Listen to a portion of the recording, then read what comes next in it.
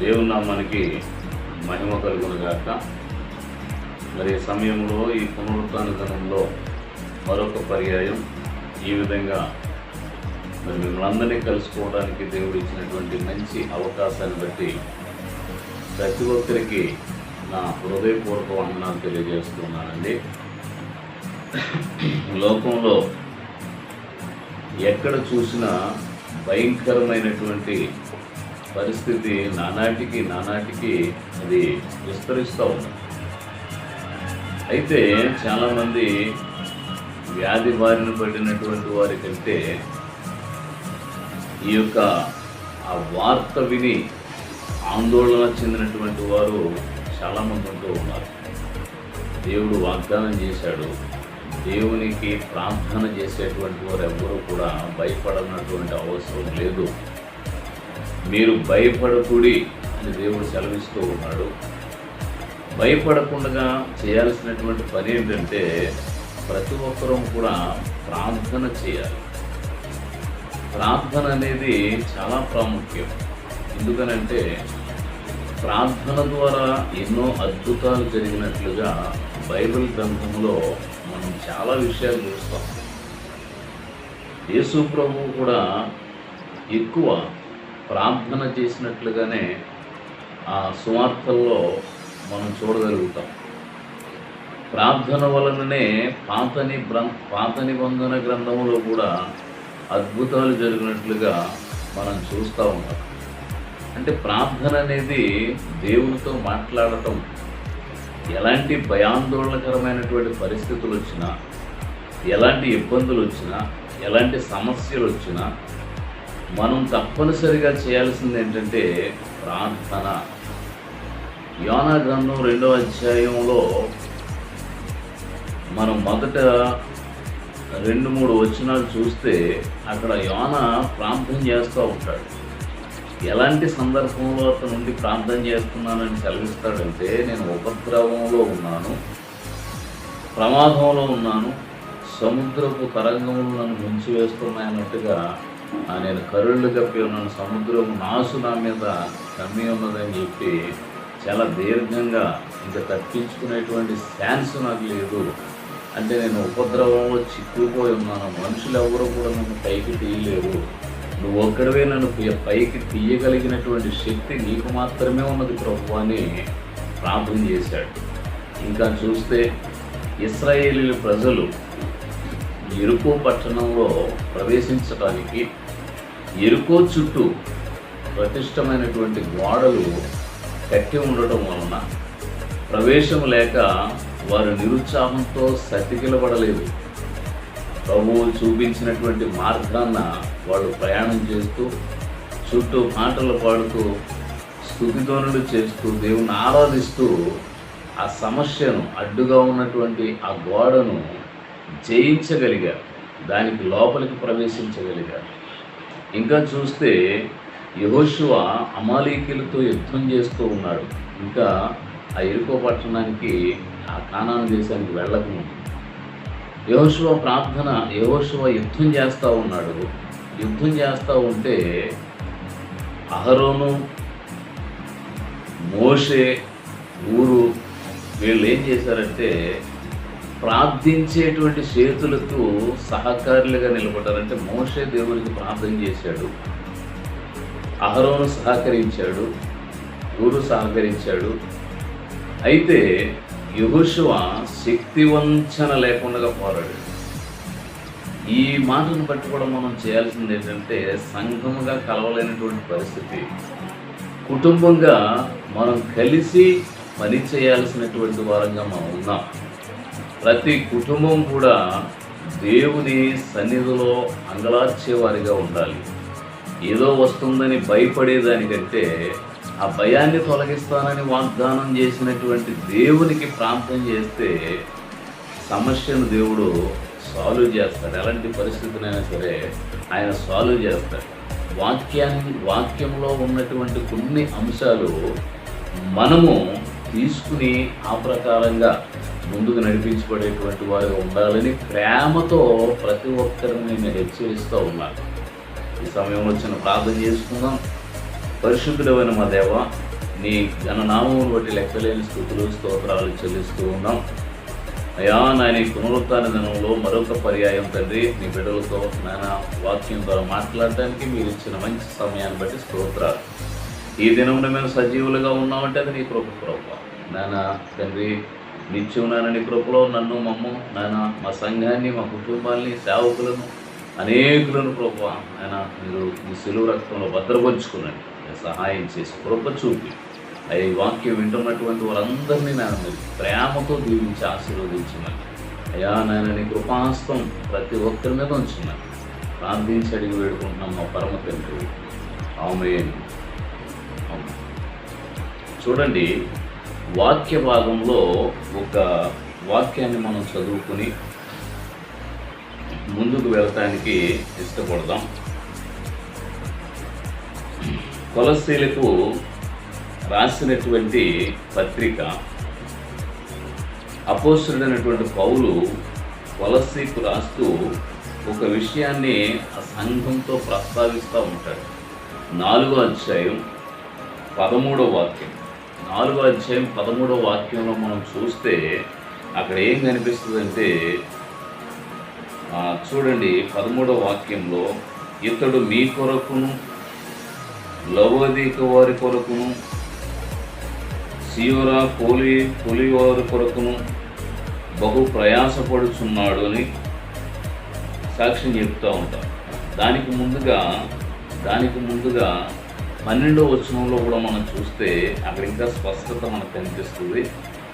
మీలో ఒకడు యేసుక్రీస్తు దాసుడనైన ఎపఫ్రా వందనములు చెప్పుచున్నాడు. మీరు సంపూర్ణులను ప్రతి విషయంలో దేవుని చిత్తమును గూర్చి సంపూర్ణాత్మ నిశ్చేత గలవారినై నిలకడగా ఉండవలెనని ఎల్లప్పుడూ మీ కొరకు తన ప్రార్థనలో పోరాడుచున్నాడు అంటాడు. అంటే ఈ కొలస్సీలో ఉన్నటువంటి ఆ ప్రజలతో ఒక సమస్య కారణంగా, వారిలో ఉన్నటువంటి ఆ యొక్క వ్యత్యాసం కారణంగా ఈ వాక్యం ద్వారా వారిని బలపరుస్తూ ఉన్నాడు. అంటే మనం చేస్తున్నటువంటి భక్తి ఇంకా మనకు చాలా చేసేస్తున్నాం అన్నట్టుగా మనం ఫీల్ అవ్వాల్సినటువంటి అవసరం లేదు. మనం చేస్తున్నటువంటిది ఎంత అంటే చాలా తక్కువ, లెక్క చూసుకునేంత కాదు, లెక్క కట్టేంత కూడా కాదు, లెక్కలు చూడాల్సినటువంటి పరిస్థితి లేదు. మనకంటే ఎక్కువ ప్రార్థనా పరులైనటువంటి వారు ఉన్నారు, మనకంటే ఎక్కువ భక్తి పరులైనటువంటి వారు ఉన్నారు, మనకంటే ఎక్కువ నీతిమంతులైనటువంటి వారు ఉన్నారు. అలాంటివన్నీ చూసి వాళ్ళను నేను రీచ్ అవ్వాలన్నట్టుగా భక్తిలో పరిగెట్టాలి తప్ప చాలు అనుకునేటువంటి తృప్తికరమైనటువంటి భక్తి చేసేటువంటి వారుగా ఉంటే చాలా సమస్యల్లో మనం పడిపోతాం. చూడండి, అంటే భక్తి చేసేవాడికి, ఎక్కువ ప్రార్థన చేసేవాడికి ఆటంకం కలుగుతుంది, అది సాతాను కలిగిస్తాడు. కానీ నామమాత్రంగా ప్రార్థన చేసి అసలు ప్రార్థన చేయకుండా ఇంట్లో కూర్చుంటే సాతాను ఎలాంటి సమస్యలు కూడా నీ జీవితంలో రానట్టుగానే చేస్తాడు. కానీ ఒకానొక దినాన్న భయంకరమైనటువంటి సమస్య తీసుకొచ్చి పెడతాడు. ఇంకెటూ తప్పించుకోలేనటువంటి పరిస్థితి, ఇంకా అస్సలు తప్పించుకోవడానికే ఇంకా ఎటువంటి చాయిస్ లేనటువంటి ఆ యొక్క పరిస్థితిని వాడు తీసుకొచ్చి పెడతాడు. పెట్టినప్పుడు ఇంకా బెక్కమ్మకం అవుతుంది తప్ప మనం ఏమీ చేయలేం.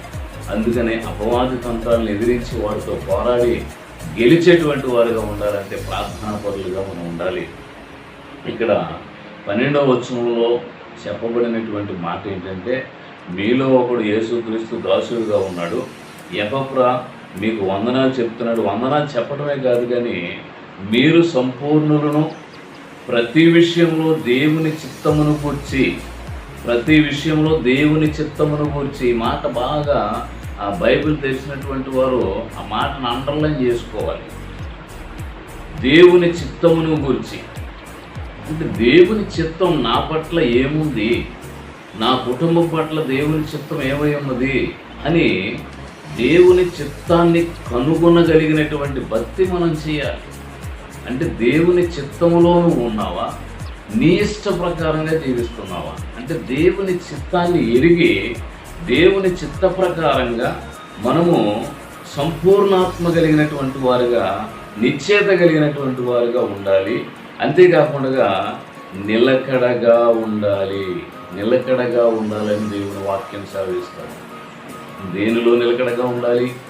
భక్తిలో నిలకడగా ఉండాలి, విశ్వాసంలో నిలకడగా ఉండాలి, మాట యందు నిలకడగా ఉండాలి, వాక్యమందు నిలకడగా ఉండాలి. అన్ని విషయాల్లో కూడా నిలకడ కలిగి ఉండాలి. ఎందుకనంటే నిలువరమైనటువంటి ఒక పట్టణంలో నువ్వు ప్రవేశిస్తున్నటువంటి వ్యక్తివి. అది ఎలాంటి ఉపద్రవాలకి తల్లడిల్లేటువంటి పట్టణం కాదు. అలాంటి పట్టణంలో ప్రభువు నిన్ను ప్రవేశపెట్టాలని చూస్తూ ఉంటే దానిలోనికి ప్రవేశం లేకుండా సాతానుడు నిన్ను ఏదో ఒక విధంగా మభ్యపెట్టి నిన్ను ఆటంకపరచాలని చూస్తూ ఉన్నాడు. సమస్యల గురించి ప్రస్తావన చేస్తున్నాం కానీ ఏదో జరుగుతూ ఉంది, విపత్తు జరుగుతూ ఉంది, ప్రజల మీద అది ఏలుబడి చేస్తూ ఉంది అంట తంటాలు పెట్టుకుని ఏదో కళ్ళబొల్లి కబుర్లు చెప్పుకోవడానికి ప్రయత్నం చేస్తున్నాం. అయ్యి బాబోయ్ భయపడిపోతున్నాను, నాకు చాలా బాధ కలిగేస్తూ ఉంది, నా గుండెల్లో ఏదో అయిపోతూ ఉంది, నాకు బుర్రలో ఏదో అయిపోతూ ఉంది, నాకు ఏదో తల తిరిగేస్తుంది, నాకు ఏదో అయిపోతుందని చెప్పి ఆ సమస్యను పెద్ద చేసుకుని పోతామో చూడగలుగుతున్నావు తప్ప నీ చింత యావత్తును తొలగించేటువంటి దేవుని వైపు చూసి ప్రార్థన చేయగలుగుతున్నారా? ఎంతైతే ఆందోళన చెందుతున్నారో, ఎంతైతే ఆ యొక్క సమస్యలో సతమతమైపోతూ ఉన్నారో, అసలు నీ దగ్గరికి రాకుండానే నువ్వు బెంబెలెత్తిపోయేటువంటి వ్యక్తిగా ఉంటున్నావే.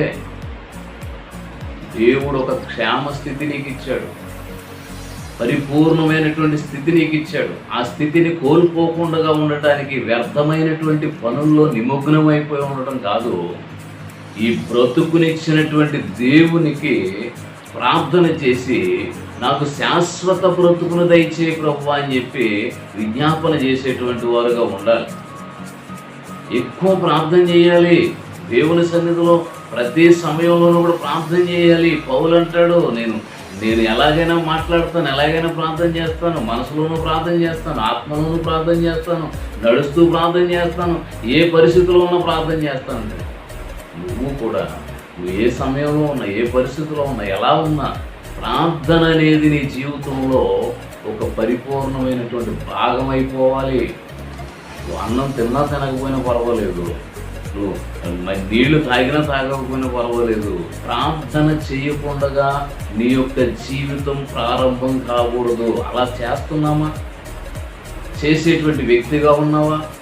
నిన్ను నువ్వు పరిశీలన చేసుకో. భక్తిలో ఎంత పరిపూర్ణత సాధించాం, ఎంతవరకు ఇలాంటి కాలయాపన చేస్తూ ఉంటాం, ఎంతవరకు కాలయాపనతో కూడినటువంటి మాటలు మనం మాట్లాడుకుంటూనే జీవిస్తాం. కాలయాపానికి, కాలక్షేపానికి చేసేటువంటి పని కాదండి ఇది. చాలా భయంకరమైనటువంటి సమయం, చాలా భయంకరమైనటువంటి సమయం ఇది. భయంకరమైనటువంటి దుర్దినాలు ఇవి. ఈ దుర్దినాల్లో మనం ఏం చేయాలంటే దేవుని చిత్తమును గురించి పోరాడేవారుగా ఉండాలి. అంతేకాకుండా మనం సంపూర్ణులు కావాలి. ఏ విషయంలో సంపూర్ణులు కావాలి? దేవుడు నిన్ను వెతికి రక్షించాడు. నశించిపోయేటువంటి నిన్ను దేవుడు వెతికి రక్షించాడు, ప్రాణం పెట్టాడు, నీ కొరకు తిరిగి లేచాడు, నీకు నిత్యత్వాన్ని ప్రసాదించాడు. మరి అలాంటి దేవుని విషయంలో ఎంత పరిపూర్ణత కలిగి ఉన్నాం మనం. పరిపూర్ణత ఖచ్చితంగా నువ్వు నా పట్ల నాయన ఉంచినటువంటి నీ ఉద్దేశం 100% నేను నెరవేర్చుకునేటట్టు చేస్తాను ప్రభు అని చెప్పి మన జన్మ, మన బ్రతుకు దేవుని చిత్తం కొరకు సార్థకం చేసుకునేటువంటి వారుగా ఉండాలి. దేవుని చిత్తములో ఉండే నిమిత్తం సార్థకం చేసుకునేటువంటి వారుగా ఉండాలి.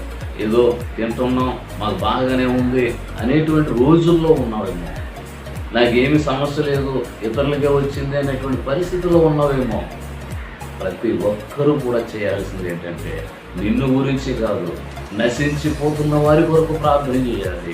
అయ్యో నాశన కోపంలో కూలిపోతున్నారు, అలాంటి వారి కొరకు నేను ప్రార్థన చేయాలి అనేటువంటి ఆలోచన కలిగి ప్రతి ఒక్కరూ ప్రభు చిత్తాన్ని, ప్రభు యొక్క చిత్తాన్ని జరిగించడానికి మనం పోరాడేటువంటి వారిగా ఉండాలి, నిలకడగా ఉండాలి.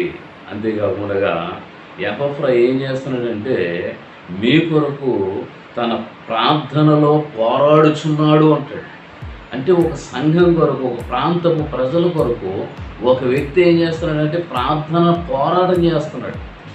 మరి నీ పరిచయం ఉన్నటువంటి నీ సంఘం కొరకు, నీకు పరిచయం ఉన్నటువంటి నీ గ్రామం కొరకు, నీకు పరిచయం ఉన్నటువంటి నీ రక్త సంబంధుల కొరకు నువ్వెంత పోరాడుతున్నావు ప్రార్థనలో, ఎంత పోరాట ప్రార్థన చేయగలుగుతున్నావు?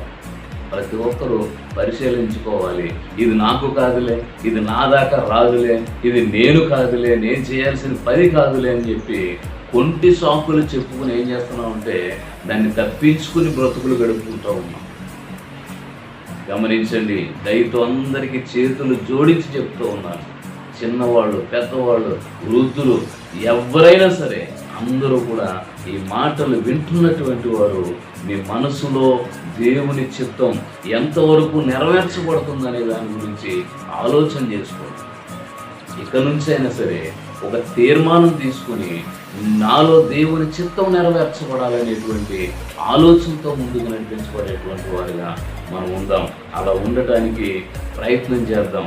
యేసు ప్రభు అంటాడు యోహాను సువార్తలో 18:36 ఏమంటాడంటే, ఆయన తన రాజ్యం గురించి చెప్తూ ఉంటాడు. ఆయన రాజ్యం గురించి చెప్తూ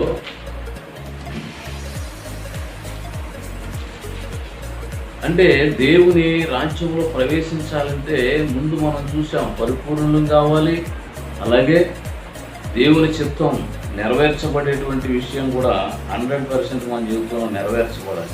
ఆయన అంటాడు 18:36 నా రాజ్యము ఈ లోక సంబంధమైనది కాదు, నా రాజ్యము ఈ లోక సంబంధమైనదైతే నేను యూదులకు అప్పగింపబడకుండానట్లు నా సేవకులు పోరాడుదురు కానీ నా రాజ్యము ఇహ సంబంధమైనది కాదు అంటాడు.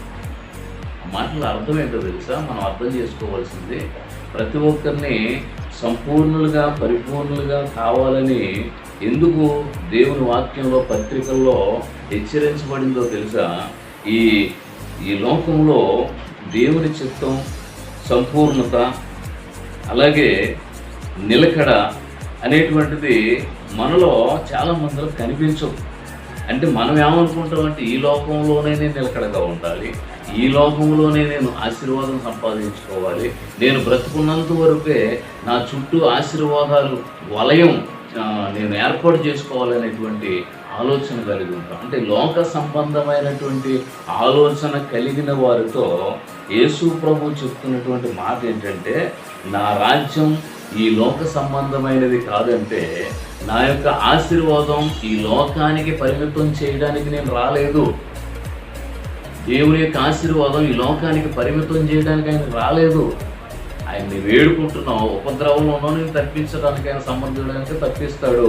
నువ్వేదో పెను ప్రమాదంలో ఉన్నావు, ప్రార్థన చేస్తున్నావు, నిన్ను తప్పించడానికి ఆయనకి శక్తి ఉన్నది. కాబట్టి ఆయన సర్వంలోనూ శక్తి ఉన్నటువంటి దేవుడు కనుక, సర్వశక్తివంతుడు కనుక నువ్వు ప్రార్థన చేస్తే ఆయన భక్తులుగా ఉన్నటువంటి వారు, ఆయన యందు విశ్వాసించేటువంటి వారు, ఆయన మీద ఆధారపడేటువంటి వారు, నీ సహాయం నాకు కావాలని కోరుకునేటువంటి వారికి ప్రతి ఒక్కరికి కూడా ఆయన సహాయము చేసేటువంటి దేవుడు. అది లోక సంబంధంగా మనం పొందుకుంటున్నాం. ఇదే పర్మనెంట్ అనుకుని దీనివైపే చూస్తే ఎలా? అందుకే ఆయన చెప్తున్నాడు, నా రాజ్యం ఈ లోక సంబంధమైనది కాదు, ఈ లోక సంబంధమైనదే నా రాజ్యం అయితే నన్ను పట్టుబడుతూ ఉన్నప్పుడు, నన్ను పట్టుకుంటూ ఉన్నప్పుడు నా శిష్యులు అంటే నా సేవకులు ఏం చేస్తారంటే వాళ్ళని అడ్డగించుకునేందుకు వాళ్ళతో పోరాడేటువంటి వారుగా ఉంటారంటే ఈ లోక పోరాటం, ఈ లోక రాజ్యం కొరకు నేను పోరాడేటువంటి వాడుగా నేను రాలేదు.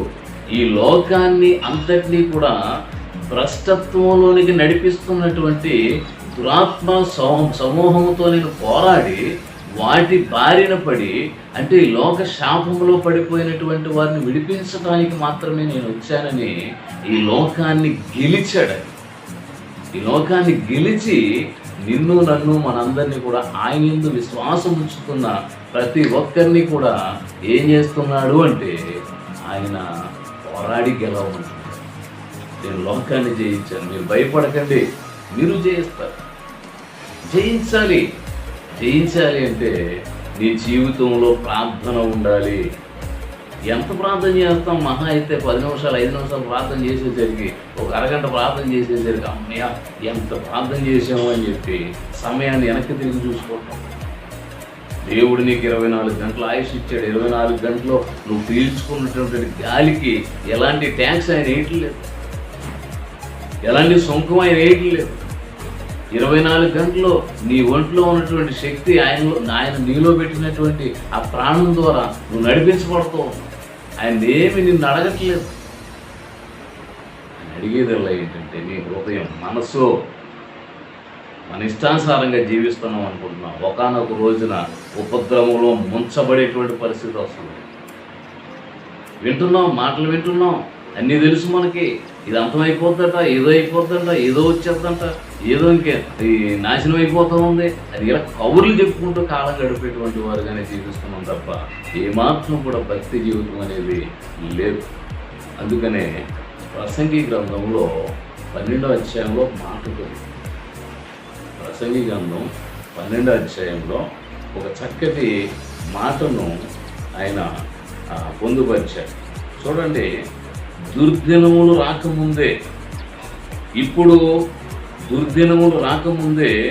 ఇప్పుడు వీటి యందు నాకు సంతోషము లేదని చెప్పు సంవత్సరములు రాకముందే, తేజస్సునకును సూర్యచంద్ర నక్షత్రములకును చీకటి కమ్మకు ముందే, వాన వెలిసిన తరువాత మేఘములు మరలా రాకముందే, నీ బాల్య దినములయందే నీ సృష్టికర్తను స్మరణకు తెచ్చుకునము అని దేవుని వాక్యంలో స్పష్టంగా చెప్తూ, అక్కడ మనం ఒక మాటను బాగా చూస్తే చూడండి, ఇప్పుడు అనేటువంటి మాట అండర్లైన్ చేసుకో. ఇప్పుడు వీటి యందు నాకు సంతోషము లేదని చెప్పు సంవత్సరములు రాకముందే. ఎంత సంపాదించినటువంటి వారు ఉన్నారు, అఖండ కోటీశ్వరులు ఉన్నారు, మిలియనీర్స్ ఉన్నారు. వీళ్ళందరూ ఎంత సంపాదించినా ఈ వైరస్ బారిన పడినటువంటి వారు చెప్పే మాట ఏంటంటే, మా డబ్బు మమ్మల్ని కాపాడలేదు, మా సంపద, మా ఆస్తులు మమ్మల్ని కాపాడలేదు, రక్షించలేదు అని గతంలోనే మనం వార్తలు విన్నాం. ఇప్పుడు వాక్యంలో రాయబడినటువంటి మాట ఏంటంటే, ఇప్పుడు వీటి యందు నాకు సంతోషం లేదు. వీటి యందు సంపాదన మీద సంతోషం, ప్రాణం మీదకు వచ్చినప్పుడు సంపాదన మీద సంతోషం ఎలా ఉంటుంది? ప్రాణ సంకటంతో అలా అల్లాడిపోతున్నటువంటి పరిస్థితుల్లో నువ్వు సంపాదించుకున్నటువంటి సంపాదన మీద ఎలాగ నీకు ఆ సంతోషం ఉంటుంది? ఇంకొక విషయం, ఈ కరోనా కాలంలో చాలామంది పెళ్ళిళ్ళు కుదుర్చుకున్నారు. ముందుగా పెళ్ళిళ్ళు చేసుకుంటారని ఆ వేసవకాలం అంతా కూడా ఎదురు చూసారు, అవ్వలేదు. తర్వాత కొంతమంది కుదుర్చుకుని ఏదో తక్కువ అనుకుని చేసుకుందాం అని అనుకున్నారు. అంటే ఏ శుభకార్యం చేసుకున్నా కానీ దాని యందు సంతోషం లేదు, భయం తప్ప. ఈ శుభకార్యం చేస్తున్నాం, ఏదన్నా కీడు సంభవించి మా మీద ఏమన్నా చెడ్డమాట వస్తుందేమో అని చెప్పి ఆ శుభకార్యం చేస్తున్నాం అనేటువంటి సంతోషం లేదు, టెన్షన్, భయం ఉంది. ఇది ఎలాగోలా జరిగిపోవాలి, ఏ కీడు సంభవించకూడదు, ఎవరికి ఎలాంటిది కూడా అంటకూడదు అనేటువంటి ఆలోచనతో సంతోషం లేకుండా పెళ్ళిళ్ళు చేసేవారు. పెళ్ళి అంటే సంతోషం లేకుండా ఉంటుంది అసలు. ఎలాంటి వాడికైనా సరే ఎంత ఆర్భాటంగా, ఎంత సంతోషంగా ఆ కుటుంబంతో కలిసి ఏకీపిస్తున్నారు, అందరూ కూడా సంతోషించారు. ఇప్పుడు ఏంటంటే నామకాగా వెళ్ళాలి కాబట్టి, తప్పదు కాబట్టి ఆ లెక్కల్లో ఉన్న మనుషులు వెళ్ళి చేసి వచ్చేటువంటి పరిస్థితులు మనం చూస్తాం. ఒకటి పుట్టినరోజు జరుగుతుంది, సంతోషంగా జరుపుకునేవారు. సంతోషంగా మా అమ్మాయి పుట్టింది, మా అబ్బాయి పుట్టాడని చెప్పి ఆ సంతోషంగా ఆ కార్యక్రమాన్ని జరుపుకునే దాంట్లో సంతోషం ఉందా? భయం తప్ప. ఇలాగే చాలా కార్యాలు, ఏదన్నా నేను కొనుక్కుంటాను, ఏదన్నా నేను సంపాదించుకుంటాను, ఏ వస్తువునా నేను తెచ్చుకుంటాను అనేటువంటి విషయంలో సంతోషం ఉందామంటే దానిలో కూడా సంతోషం లేదు. ఎందుకు లేదంటే నెమ్మది లేనప్పుడు సంతోషం ఉండదు, శాంతి లేనప్పుడు సంతోషం ఉండదు, నెమ్మది కలగజేయువాడు దేవుడే, శాంతిని కలగజేయువాడు దేవుడే. అందుకని దేవుని వైపు మనం చూసేటువంటి వారుగా ఉండాలి. దుర్దినములు రాకముందే, ఇప్పుడు వీటి యందు నాకు సంతోషం లేదని చెప్పేటువంటి సంవత్సరం రాకముందే, ఇంకా నష్టం జరగకముందే, నువ్వు ఏ స్థితిలో ఉన్నావు, బాల్యంలో ఉన్నావా, వృద్ధాప్యంలో ఉన్నావా, కౌమారంలో ఉన్నావా, ఏ స్థితిలో ఉన్నా సరే నీ సృష్టికర్తను స్మరించి నీవే రక్షకుడు అని బాప్తిసం లేకపోతే ఇప్పుడే ఇదే అనుకూలమైనటువంటి సమయం అని నేను చెప్తూ ఉన్నాను. బైబిల్ చెప్తుంది ఇదే అనుకూలమైనటువంటి సమయం. మారు మనసు పొంది బాప్తిసం తీసుకోవడానికి ప్రయత్నించాను. దేవునికి మహిమ కలుగును గాక. ఇంకొక మాట మనం చూస్తే 11వ అధ్యాయం 9వ వచనం నుంచి 10వ వచనం వరకు చూస్తే అక్కడ ఉన్నటువంటి విషయాలు ఏంటంటే, యవనస్తుల గురించి రాసినటువంటి మాట వాస్తవం. అయితే మధ్యలోంచి నేను చదువుతున్నా. అయితే వీటన్నిటిని బట్టి దేవుడు నిన్ను తీర్పులోనికి తెచ్చునని జ్ఞాపకం ఉంచుకునుము. లేత వయసును నడిప్రాయమును గతించిపోయినవి కనుక నీ హృదయములో నుండి వ్యాకులమును తొలగించుకో. ఇంకొక ఇంపార్టెంట్ మాట ఏంటంటే, నీ దేహమును చెరుపు దానిని తొలగించుకునుము. నీ దేహాన్ని ఏదైతే చెరిపేస్తా ఉందో ఆ చెరిపి వేసేదాన్ని తొలగించుకోవాలి. ఏ నోట వింటున్నా ప్రపంచంలో పాపం విస్తరించిపోతూ ఉంది. అందుకనే దేవుడు ఎలా పంపించాడని దేవుడు నమ్మినోడు చెప్తున్నాడు, నమ్మనోడు చెప్తున్నాడు. దేవుడు అంటే విశ్వాసం ఉన్నవాడు చెప్తున్నాడు, విశ్వాసం లేనోడు చెప్తున్నాడు. ప్రతి ఒక్కరు చెప్తూ ఉన్నారు పాపం విస్తరించింది. అంటే పాపం విస్తరించిందని చెప్పడమే కానీ ఎవడ పాపం వాడు ఒప్పుకునేటువంటి పరిస్థితుల్లోకి ఎవరు రావటం లేదు. అందుకనే నీ దేహమును చెరుపు దానిని తొలగించుకోవాలి. దేహమును చెరుపు దానిని తొలగించుకుంటే అప్పుడు నీవు భక్తి విషయంలో సంపూర్ణత కలిగి ఉంటావు. అప్పుడు భక్తి విషయంలో సంపూర్ణములను, ప్రతి విషయంలోనూ దేవుని చిత్తమును గూర్చి సంపూర్ణ ఆత్మ నిశ్చయత గలవారునై నిలకడగా ఉండవలనని ఇతడెల్లప్పుడూ మీ కొరకు ప్రార్థనలో పోరాడుచున్నాడు అని చెప్తున్నాడు. అంటే ఒక వ్యక్తి యొక్క జీవితాన్ని ఎలా ఉండాలని ఆశిస్తున్నాడు. నిజంగా నువ్వు ఆత్మ సంబంధమైనటువంటి విశ్వాసులైతే, మరొకరు అవిశ్వాసములో ఉన్నట్లయితే వారి కొరకు ఎలాగ నువ్వు ప్రార్థన చేయాలి? ఎలాగ ప్రార్థన చేయాలంటే ఎపఫ్రా చేస్తున్నట్టుగా ప్రార్థన చేయాలి. ఇక్కడ ఎలాగా నేను ప్రార్థన చేస్తున్నాడు, యేసుక్రీస్తు దాసుడైనటువంటి వాడు ఎలా ప్రార్థన చేస్తున్నాడంటే, మీరు సంపూర్ణులు కావాలి, ప్రతి విషయంలోనూ దేవుని చిత్తముగా ఎరిగినటువంటి వారుగా ఉండాలి, సంపూర్ణ ఆత్మ నిశ్చయత వారికి కలిగి ఉండాలి, వారి భక్తిలో నిలకడగా ఉండాలి అని ఎల్లప్పుడూ కూడా ప్రార్థన చేస్తున్నాడు.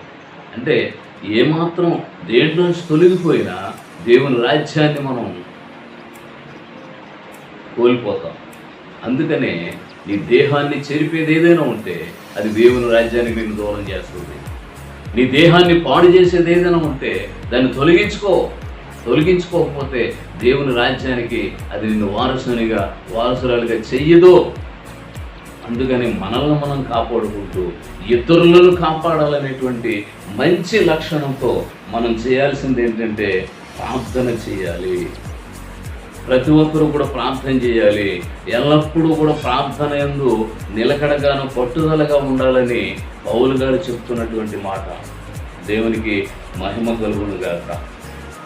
చూడండి, 1 పేతురు 2వ అధ్యాయం 11వ వాక్యం, 2వ అధ్యాయం 11వ వాక్యంలో మనం చూస్తే, ప్రియులారా, మీరు పరదేశులను యాత్రికులనై ఉన్నారు గనుక ఆత్మకు విరోధముగా పోరాడు శరీరాశలను విసర్జించి, ఆత్మకు అంటే మనం పరదేశులమును యాత్రికులుగా ఈ భూమి మీద ఉన్నాం. ఈ భూమి మీద మన సొంతం అంటూ ఏమీ లేదు. ఎన్ని కోట్లు సంపాదించినా ఈ భూమిని విడిచిపెట్టి వట్టి చేతులతో పోవాల్సింది. అంటే ఇక్కడ పర్మనెంట్ ప్లేస్ నీకు లేదు. ఎంత సంపాదించినా సంపాదన అంత ఆ కష్టార్జితం భూమి మీద వదిలిపెట్టేసి పోవాల్సిందే. అది ఎక్కడికి పోవాలనే దాని గురించి మనం పరిశీలన చేసుకోవాలి. ఎక్కడికి పోవాలి? నేను ఈ భూమిని విడిచిన తర్వాత నేను ఎక్కడికి పోవాలంటే, దేవుడు అనుగ్రహించాడు నీలో ఆత్మను, ఆయన దగ్గరికి పోవాలి. ఆయనకు అప్పగించుకునేటువంటి వారుగా ఉండాలి. అలా ఉండాలి అంటే మనం ఏం చేయాలి అంటే, ఈ దేహముతో ఉండగా, దేహముతో ప్రాణముతో శరీరంతో ఉండగా ఏం చేయాలి అంటే, ఆత్మకు విరోధముగా పోరాడు శరీరాశలను విసర్జించి, ఆత్మకు విరోధముగా పోరాడు శరీరాశలను విసర్జించాలి. విసర్జించి దేవుని కొరకు ఒక బలమైనటువంటి సాధనాలుగా, ఈ భూమి మీద నువ్వు బ్రతుకున్నంత వరకు, నీలో ప్రాణం ఉన్నంత వరకు బలమైన సాధనాలుగా పని చేసేటువంటి వారిగా మనం ఉండాలి. ఆయన చేతిలో పనివారిగా, పాత్రలుగా మనం ఉండాలి. నిన్ను ఏ రీతిలో దేవుడు ఉపయోగించుకుంటున్నాడు, ఏ స్థితిలో నిన్ను ఉపయోగించుకుంటున్నాడు, ఆ స్థితిలో నీలో ప్రాణం ఉన్నంత వరకు కూడా చివరి వరకు ఉపయోగపరచబడేటువంటి వ్యక్తిగా ఉండాలి. నిరుపయోగంగా ఉండకూడదు, ఉపయోగకరంగా ఉండాలి. ఉపయోగకరంగా ఉండి నా దేవుడు నా కొరకు ఎంత చేశాడు, నేను ఏదో ఒకటి చేయాలనేటువంటి తపన, తాపత్రయం ప్రతి విషయంలోనూ కూడా మనలో ఉండాలి. ఇంకా ఎఫెసీయులకు రాసినటువంటి పత్రిక 6వ అధ్యాయంలో మనం చూస్తే, 6వ అధ్యాయం 12వ వాక్యంలో మనం చూస్తే పౌలు గారు చెప్తాడు, మనం ఈ భూమి మీద ఉన్నాం, ఈ భూమి మీద ఉన్నంత వరకు పోరాటం ఉన్నది. ఆ పోరాటం ఎలాగంది? మనం పోరాడేది శరీరంతో కాదు. అంటే శరీర సంబంధమైన పోరాటం ఉంది, శరీరంతోనే కాదు, ఆత్మ సంబంధమైన పోరాటం ఉంది, అధికార సంబంధమైన పోరాటం ఉంది. ఈ అన్ని పోరాటాల్లో కూడా ఈ భూమి మీద ఉన్నంత వరకు యేసు ప్రభువు కూడా అన్ని పోరాటాలు కూడా పోరాడి గెలిచాడు. ఆయన అన్ని పోరాటాల్లోనూ గెలుపొందాడు. అలాగే నేను మనందరం కూడా ఈ భూమి మీద ఉండగా మనకు కలుగుతున్నటువంటి ఆ యొక్క ప్రతి పోరాటం, అంటే శత్రువు మనకి విరోధంగా రూపిస్తూ ఉన్నటువంటి ప్రతి పోరాటంలోనూ కూడా గెలుపొందటానికి వీరులుగా, వీరత్వం కలిగినటువంటి వారుగా ఉంటారు. వీరత్వం కలిగినటువంటి వారుగా ఉండాలంటే నీ కండలు చూపించడం కాదు, గుండులు చూపించడం కాదు. నీలో ప్రార్థన ధూపాన్ని చూపించు, ప్రార్థన బలిపీఠాన్ని చూపించు, దుష్టుడు పారిపోతాడు. నీలో ఉన్న ఆ ప్రార్థన ధూపాన్ని చూపించు, దుష్టుడు భస్మైపోతాడు, బూడిదైపోతాడు.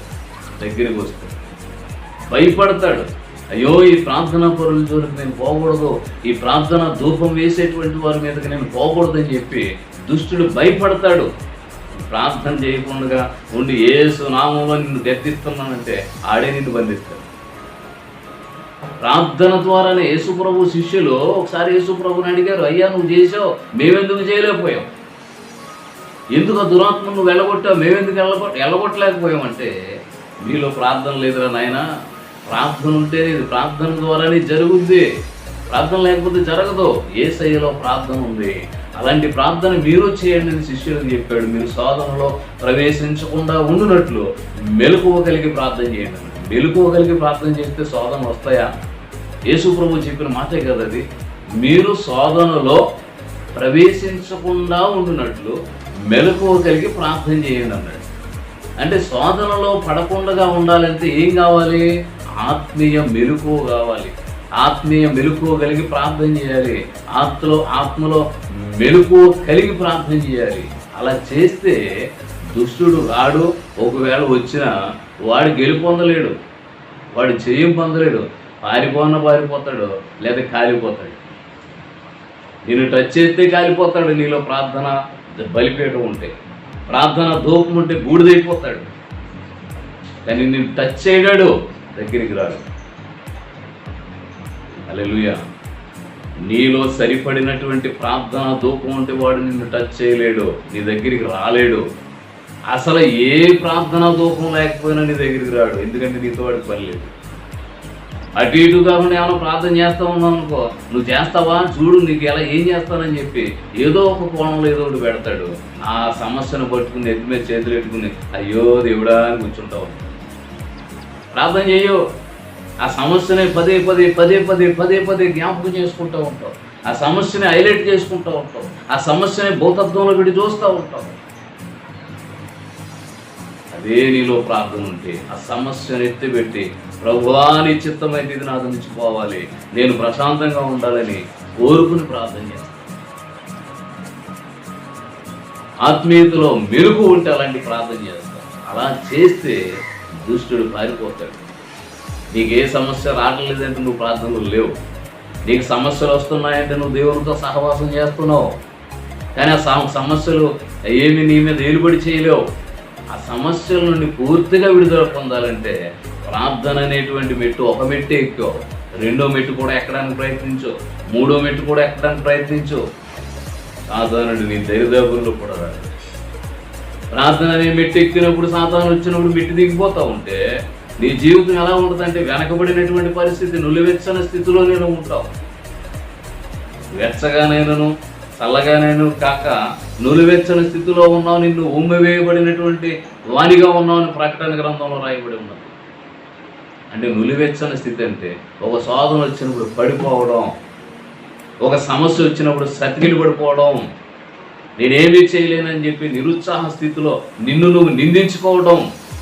అలా నిందించుకునేటువంటి వ్యక్తిగా ఉంటే నువ్వు చేతగాని వ్యక్తివి. నువ్వు చేతనైన వ్యక్తివి అంటే సమస్య వచ్చినప్పుడు సావో రేవో నేను తేల్చుకుంటానని చెప్పి నిలబడి నువ్వు ప్రార్థన చేయగలిగితే, నిలకడగా ప్రార్థన చేయగలిగితే నీ ముందు ఉన్నటువంటి సమస్య మంచు వలె విడిపోద్ది. ప్రార్థన చేస్తే ఆనాటికి కూడా నీ బలిపీఠాన్ని ఇంకా ఇంకా డెవలప్ చేసుకోవాలి. ప్రార్థనా బలిపీఠాన్ని డెవలప్ చేసుకోవాలి. అలా చేసుకున్నప్పుడు నువ్వు ప్రశాంతంగా ఉండగలుగుతావు. ఎలాంటి ఉపద్రవం కలిగినటువంటి ప్రజలమయాన్ని ఉన్నా సరే ప్రశాంతత కలుగుద్ది. దానియేలు ఎలాంటి ప్రజల మధ్యన ఉన్నాడు? భయంకరమైనటువంటి క్రూరత్వంతో నిండినటువంటి మనస్తత్వాలు కలిగినటువంటి ప్రజల మధ్యన కాపురం ఉన్నాడు బబులోను దేశంలో. అలాంటి ప్రజల మధ్యన కాపురం ఉన్నటువంటి వ్యక్తి వాళ్ళందరినీ కూడా జయించి ఉన్నతమైనటువంటి స్థితిలో ఉండగలిగాడు అంటే ఆయన చేసినటువంటి ప్రార్థన, ఆయన వేసినటువంటి ప్రార్థన ధూపం, ఆయన కట్టుకున్నటువంటి ప్రార్థన బలిపీఠం ఎంతటి మహోత్తరమైనటువంటి కఠినమైనటువంటి ఆ యొక్క విధానాలు ఆయన మీద తీసుకురావాలని, ఆయన అసలు లేకుండానే నిర్మూలన చేయాలని చూసినప్పుడు ఏమైనా బెంబేలు పడ్డా? అయ్యో ఈ దేశం నాది కాదు, నేను పొరుగు దేశంలో ఉన్నాను, వీళ్ళు నన్ను బతకనిచ్చేలా లేరు, వీళ్ళు చెప్పినట్టు నేను వింటానని బానిసత్వంలోకి వెళ్ళాడా? పౌరుషము కలిగినటువంటి దేవుని పక్షంగా నిలబడ్డాడు. దేవుడు నా పక్షంగా ఉంటాడని విశ్వసించాడు. ప్రతి సమస్యలోనూ నిలిచి ప్రార్థన చేశాడు. ప్రతి ఇబ్బందిలోనూ ప్రతి ఇరుకులోనూ విశ్వాసంతో ప్రార్థన చేశాడు. ఆ ప్రార్థనే అతన్ని గెలిపించింది. ప్రార్థనే అతన్ని ఉన్నతమైన స్థితికి తీసుకెళ్ళింది. నీవు నేను మనందరము కూడా మరిచిపోనటువంటి ఒక విషయం ఏంటో తెలుసా? ప్రార్థనా బలిపీఠం. దాన్ని ఎంత బాగా నువ్వు కట్టుకోగలిగితే, ఎంత బాగా దాన్ని మన్నించగలిగితే అంత నువ్వు ఆత్మీయతలో అభివృద్ధి చెందుతావు. దురాత్మ సమూహం నిన్ను చూసి పారిపోతుంది, దగ్గరికి రావడానికి ప్రయత్నం చేయదు. ఒకవేళ వచ్చిన విజయం నీదే అవుతుంది. ఎట్టి పరిస్థితుల్లో కూడా వెనకడుగు వేయనటువంటి వారుగా మనం ఉందాం. విశ్వాసంలో స్థిరులుగా, అస్థిరులుగా కాక స్థిరులుగా ఉండి పోరాడి గెలుద్దాం. ఆత్మీయతలో మనం బలపరుచుకుందాం. ఈ భయంకరమైనటువంటి దినాల్లో ఎవ్వరూ కూడా నిరుత్సాహ స్థితిలో పడిపోవద్దు. ఏవేవో లోకోక్తులు మాటలు వింటూ ఉన్నాం, వాటిల్లో పడిపోయి ఇంకేముందని చెప్పి నిట్టూర్పులు వదిలేటువంటి వారుగా ఉండొద్దు. జీవము కలిగిన దేవుని వైపు చేతులు జోడించి ప్రార్థన చేయి, మోకరించి ప్రార్థన చేయి. ఖచ్చితంగా నిన్ను దేవుడు బలపరుస్తాడు, నీ స్వజనులను దేవుడు బలపరుస్తాడు, నీ చుట్టుపక్కల ఉన్నటువంటి వారిని దేవుడు బలపరుస్తాడు, నీ యొక్క ప్రాంతాన్ని, నీ గ్రామాన్ని, నీ కుటుంబాన్ని దేవుడు బలపరుస్తాడు. దేవుడి కొద్ది మాటలు మనందరి వినికిడిలో దీవించి ఆశీర్వదించునుగాక. ప్రార్థన చేసుకుంటాం. మహాపరిశుద్ధుడైన మా దేవ, నీ ఘననామమును బట్టి లెక్కలేని స్థుతులు స్తోత్రాలు చెల్లిస్తూ ఉన్నాం. అయా ఈ దినములు తండ్రి నీ వాక్యముతో మమ్మల్ని బలపరిచే ప్రభువా నీకు స్తోత్రాలు. జపప్రా ఎలాంటి ప్రార్థన కలిగి ఉన్నాడో ప్రభువా, ఎలాంటి ప్రార్థన జీవితం కలిగి ఉన్నాడో నాయన ప్రభువా, అయా నాయన అతన్ని ఉదాహరణగా చూపించి నాయన నశించిపోతున్నటువంటి వారి కొరకు నాయన ప్రార్థనలో ఆయన పోరాడుతున్నాడని ప్రభువా ఆయన మీరు మాట్లాడారు. అలాగే మీరును నాయన నీ వాక్యం ద్వారా నాయన మమ్మల్ని ఆయన బలపరిచారు. నా రాజ్యం ఈ లోక సంబంధమైనది కాదు అని, లోక సంబంధమైతే అయిందైతే నా శిష్యులు నా సేవకులు దాన్ని పోరాడుదురు ఆ విషయంలో అని చెప్పి నాయన మీరు చెప్తున్నారు. అవును ప్రభువా, ఈ లోకంలో ఉన్నటువంటిది ఏది కూడా నాయన శాశ్వతం కాదు నాయన, నీ రాజ్యమే శాశ్వతం. అయ్యా నీ రాజ్యానికి మేము వారసులుగా ఉండాలంటే ఆత్మీయతలోను అయా నాయన తండ్రి ఆయన సంపూర్ణతలోను అయా నాయన నీ చిత్తాన్ని ఎరుగుటలోను ప్రభువా ఆయన నిలకడగా ఉండేటువంటి వారుగా మేము ఉండాలని నీ వాక్యం ద్వారా మీరు మాట్లాడారు. అయినా తండ్రి నాయన ఇప్పుడున్నటువంటి పరిస్థితుల్లో నాయన మనుషులు ఎవరికి కూడా నాయన ప్రభు సంతోషం లేనటువంటి పరిస్థితి కనిపిస్తూ ఉన్నది. అయితే ప్రభు నీలో ఉన్నటువంటి మేము ఎల్లప్పుడూ కూడా సంతోషిస్తాం, ఎల్లప్పుడూ ఆనందిస్తాం. బాధల్లో, ఇరుకుల్లో, ఇబ్బందులు, అన్ని సమస్యల్లో కూడా మీరు మాతో ఉంటే, మా వెంట ఉంటే ప్రభు ఆయన ఎలాంటి భయాందోళన నేను చెందవలసిన అవసరం లేదు ప్రభు. అది ఎరగకే నేను కొంతమంది ఆయన మేము ప్రభు కొన్ని సమస్యల్లో నాయన తండ్రి సన్నగిల్లిపోయేటువంటి వారిగా మేము ఉన్నప్పటికీ అయ్యా మమ్మల్ని ఆయన నీ వాక్యంతో బలపరుస్తున్నాం. ఆయన ఎవరైతే ప్రభు ఆయన నిరుత్సాహంతో నాయన నీ తూర్పులు విడిచేవారుగా ఉన్నారో వారిని నా ఈ మాటల ద్వారా మీరు బలపరిచి ప్రార్థన కొరకు పురుగొల్పమని ప్రార్థిస్తున్నాం తండ్రి. మీరే సహాయం చేసి కృప చూపమని ఈ వాక్యం విన్న ప్రతి ఒక్కరిని కూడా 30 60 100 అయా మీరు బలపరిచి ఆయన ఆశీర్వదించి ఈ రాజ్యానికి వారసులుగా చేయమని, ఎవరికైతే రక్షణ లేదో వారికి నన్ను రక్షణ ఇవ్వండి ప్రభువా. నేను ముఖ్యంగా యవనస్తులు మీరు పట్టుకోండి అయా నాయన ప్రభువా. అయా విచ్చలవిడితనంలో తిరుగుతున్నటువంటి వారిని మీరు పట్టుకోండి ప్రభువా. ఆయన పాపం విమోచింపబడాలని ప్రభువా ఆయన తండ్రి ఈ లోకంలో మీరు రక్తాన్ని కార్చారు అయా, నీ రక్తంలో ప్రభువా అయా వారి పాప విమోచన చేసుకోవడానికి అనేకులను ఆయన ప్రేరేపించుకున్నట్లు మీరు సహాయం చేయమని మా ప్రియరక్షకుడు అయిన యేసుక్రీస్తు నామమున ప్రార్థించి అడిగి వేడుకుంటున్నాం మా పరమ తండ్రి. ఆమేన్. ఆమేన్. అందరికీ